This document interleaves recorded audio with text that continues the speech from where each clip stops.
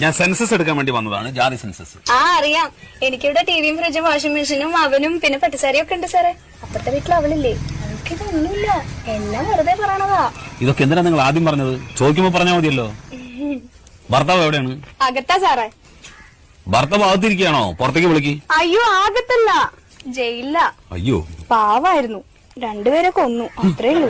ഇപ്പൊ 7 വർഷമായി അവിടെയാ. അതെയോ?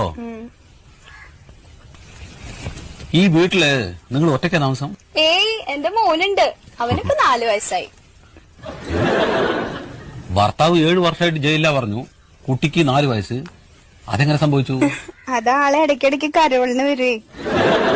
കരോളോ? ഈ ജയിലിൽ നിന്ന് ഇടയ്ക്കിടയ്ക്ക് വിടില്ലേ പുറത്തേക്ക്, കരോള്.